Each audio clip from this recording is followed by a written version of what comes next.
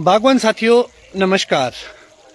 मैं डिम्पल पांचटा एक बार फिर से आप लोगों के बीच एक काफ़ी लंबे समय के बाद फेसबुक लाइव के माध्यम से जुड़ा हूं। ये जो हमारी बागवानी की बातें कार्यक्रम कहिए, इसे लाइव सेशन कहिए, इसे इंटरेक्शन जो आप आम फार्मर से सभी लोगों से हमारी होती थी, उसको दोबारा से सुचारू रूप से चलाने की कोशिश करेंगे। जैसा कि दूसरी बात जो मैं आपको बताना चाहता था कि कुछ समय से मैं लाइव नहीं आ पाया, तो बहुत सारी बातें पीछे भी छूट गई। तो एक मैंने आपको कुछ बड़े प्लांट्स दिखाए थे, तो वो प्लांट थे जो हमने टॉप ग्राफ्ट किए थे सुपर चीफ स्कारलेट 2 इन अन्य वेराइटीज़ में। और जो मैंने आपको सिंगल लीडर में दिखाए वो कुछ रूट स्टॉक पे थे, 111 पे, कुछ सीडलिंग रूट स्टॉक पे थे। तो सिंगल लीडर सिस्टम पे हमारा प्रूनिंग के लिए जाना एक क्वालिटी की वजह से, दूसरा एक अच्छी लाइट पेनिट्रेशन की वजह से। तो जो अगर आप इस कॉन्सेप्ट से नहीं चलेंगे तो कहीं ना कहीं आपको अपनी क्वालिटी से और प्रोडक्शन से कॉम्प्रोमाइज़ करना पड़ेगा। तो बहुत सारी दुविधाएं फार्मर के मन में रहती है इस समय को लेकर, सर्दी के समय को लेकर, क्योंकि अब आगे जाके फार्मर वैरायटियाँ भी सिलेक्ट करेगा, नई प्लांटेशन भी लगाएगा, और एक बड़ा कन्फ्यूजन रहता है फार्मर को कि खाद क्या डाले। तो मैं आप लोगों की जानकारी के लिए मैं बताना चाहूँगा कि अगर आजकल आप लोग कुछ डालना चाहते हैं, सबसे पहले तो ये देखिए कि आपका मॉइस्चर है।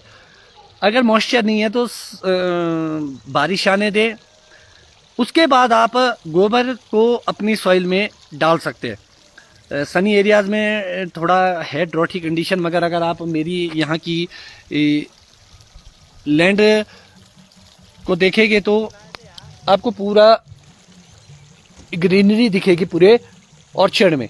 तो इसका मतलब है कि हमारे यहाँ पर मॉइस्चर काफ़ी अच्छा है। हमारे लिए तो बहुत अच्छा समय है कि भी हम गोबर की खाद डाल दें। आप केंचुआ डालिए, आप अपना जो घर में तैयार किया हुआ गोबर होता है उसको डालिए, मगर आप ज़रूर डालें।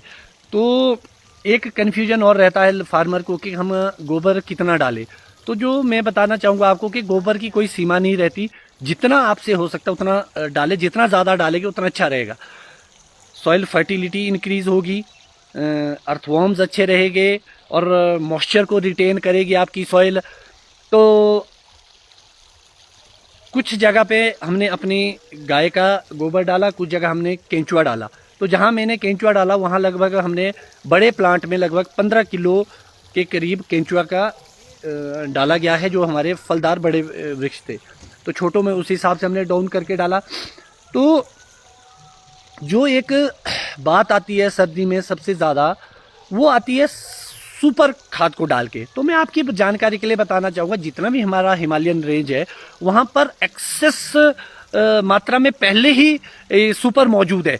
और मुझे ये लगता है कि प्रैक्टिकली नॉलेज के अनुसार कि आपको सुपर डालने की कोई आवश्यकता नहीं है। अगर डालना तो आपको 8-10 साल के बाद सोचना चाहिए कि आप डालें।